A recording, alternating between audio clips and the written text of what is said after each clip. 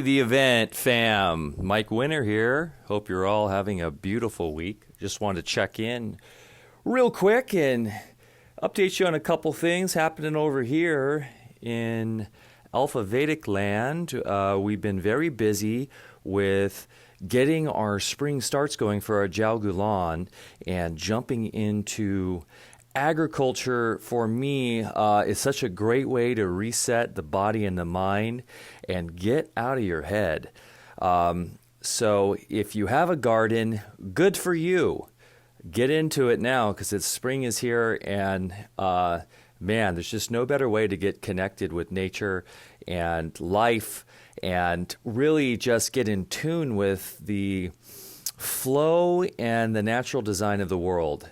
It is such a great way to reset. Even if you have a tiny balcony garden, live in the city, getting your hand in the soil, there's an alchemical sort of exchange that happens there between the energetics of our body, our soul, our mind, with the overall,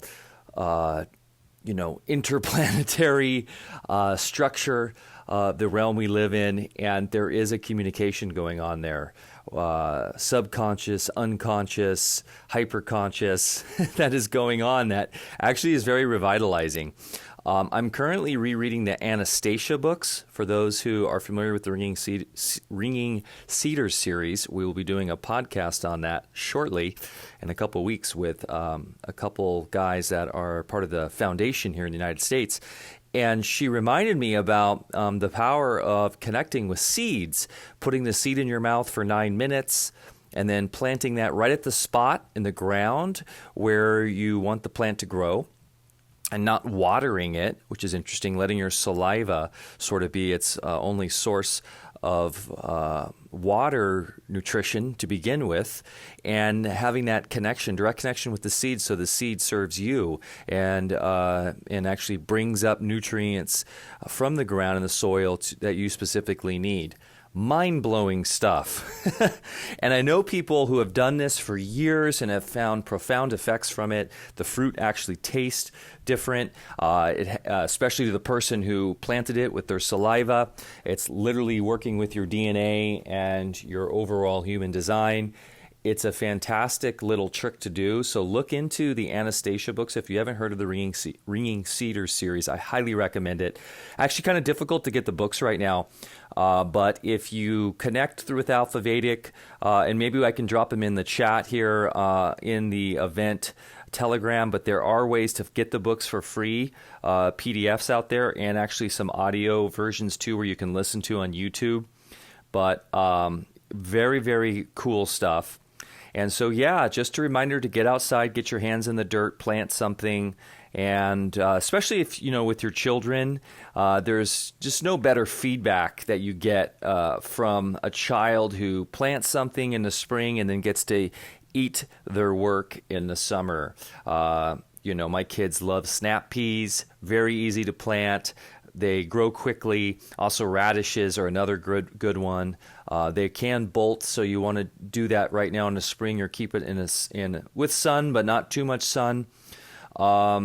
Also, of course, we are always planting perennials. Big fan of perennials, so a longer investment there. So we're planting berry bushes right now, more fruit trees, and as those grow and start producing, they will keep coming back to you every year with more and more harvest.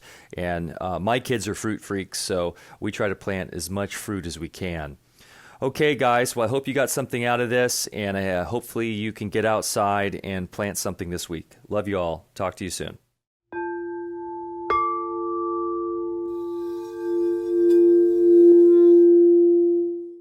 Hi, friends. Tara here with our weekly updates. So what's going on in my world? Well, I have been consistently and persistently attempting to complete this 75 hard. If you haven't heard of the 75 hard challenge, it's with Andy Friesen. It is hard. Dr. Devin and I made a commitment as accountability partners that we would start this. It was just kind of after the event. And I think that I've had to start over 6 or 7 times. The good news is that I'm on day 10. Easter kind of messed it up. Now, this is a challenge. 75 hard, you have to follow a diet. You got to exercise twice a day, once outside. You got to drink a liter of water, read 10 pages in a book, absolutely no cheat meals, and no alcohol. So yeah, I have failed many times. I've been thinking about failure, though. Failure is not final unless you quit. There is no way I am quitting. Actually, I'm also cleansing. I've decided that's it. Most of the habits I have now conquered. But it's hard. It's hard when you're making changes because we act out of habit. And so we have to be consistent and persistent. And I've been reflecting a lot on a rocket ship because a rocket ship will fail its way to the moon. It's like you. It's like me. We're going to fail our way to success and prosperity. That's how we learn. That's how we grow. Failure isn't bad. Failure is actually a gift because it helps us. It helps us see where we're missing the mark, and it helps us align with what we want. So I am committed more than ever to complete the 75 hard. Accountability is the key to commitment. So I am going to get this done. I have a few people that were inspired when I started doing this challenge. Dr. Devin and I were sending our daily recap. So we've got to get back doing that because it's having that accountability partner that holds you accountable, doesn't feed your paradigm and says, you've got this. I've been really consistent with my other partner, Augusto, and he has lost 25 pounds. He inspires me. It's pretty amazing. So I want to inspire you, whatever you know, whatever challenge you know, you have to complete. Whatever you have to start that you haven't even started. Whatever you have to finish that you haven't been able to complete. I want to inspire you to keep moving forward. You've got this. You can do this. Make it a great day.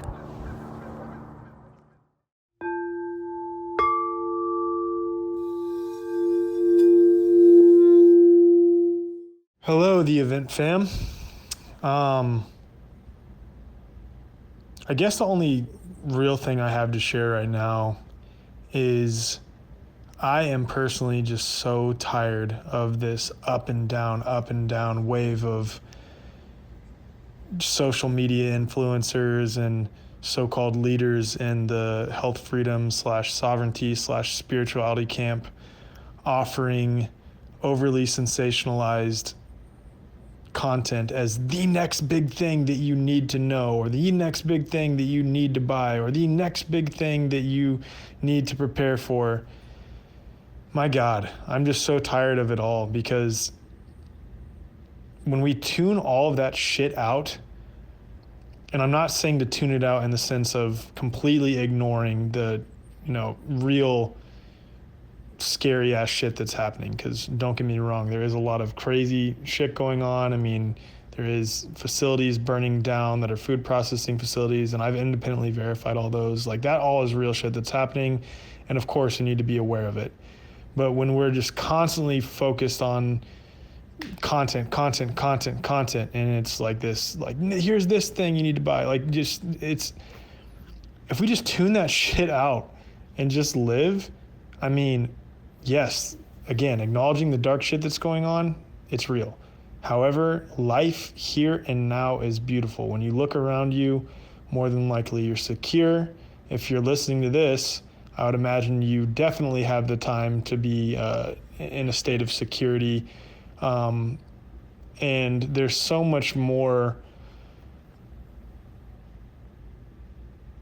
availability, I guess. There's so much more energy you could be tapping into, or better ways you could be using your energy than constantly being dragged along by these influencers who are offering you more content, more content, more content. I'm just so tired of it all. And I'm tired of the drama with Elon Musk, with all the things. It's like, just sometimes we need to tune that shit out and focus in on the here and the now and what we can observe with our five senses away from this fucking digital reality. So hopefully that offers you some insight into what I'm thinking, and maybe it resonates with a few of you. If it does, turn this shit off. Hopefully we'll throw this at the very end. Turn this shit off and go get outside, get in nature, do some things that are productive to actually help yourself thrive in this life.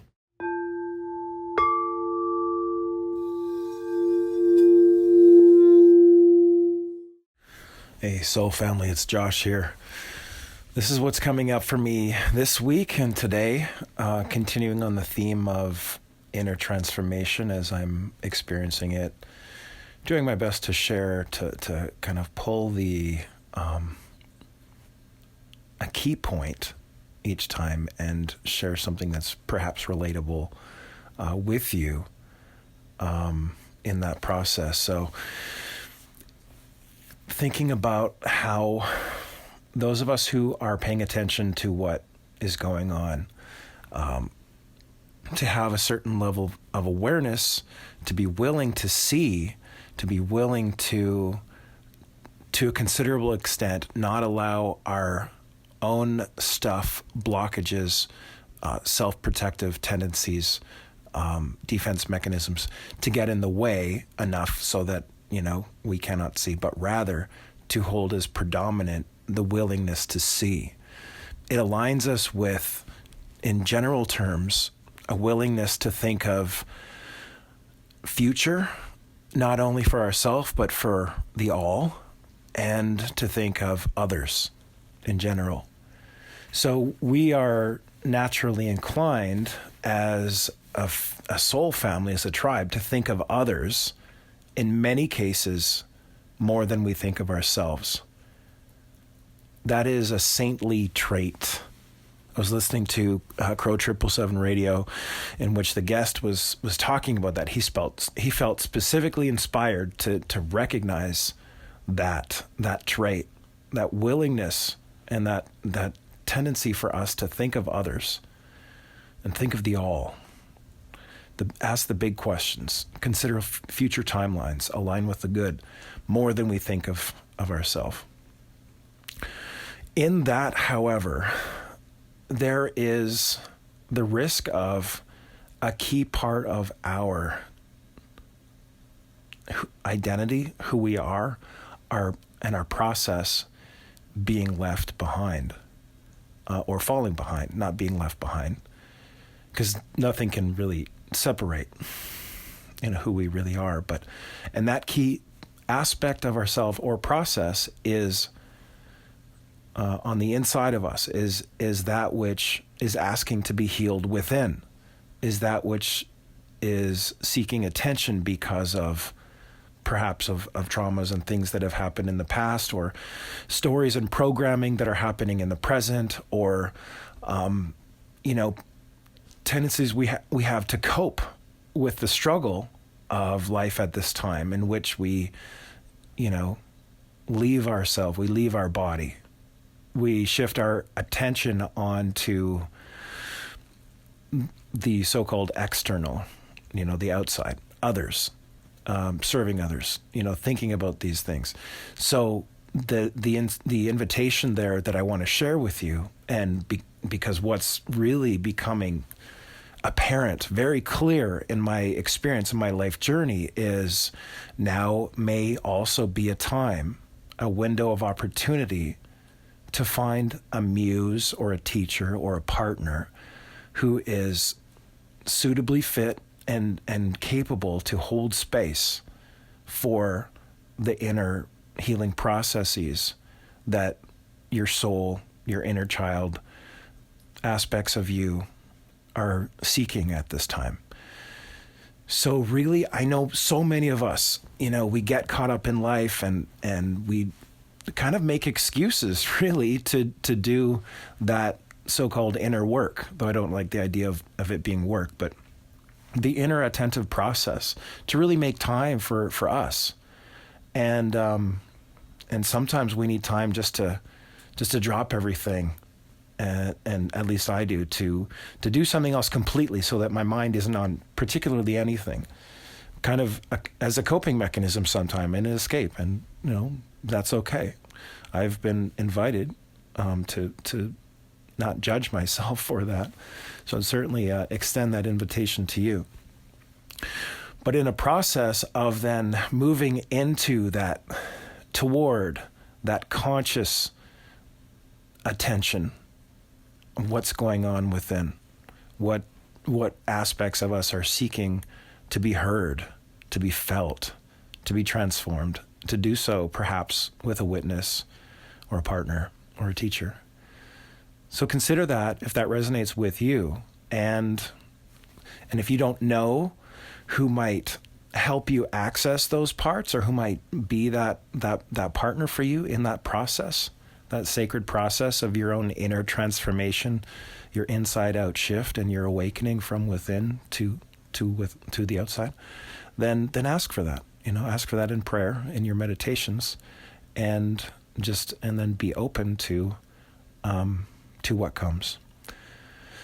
So bless you guys. Have an inspired week ahead. Peace.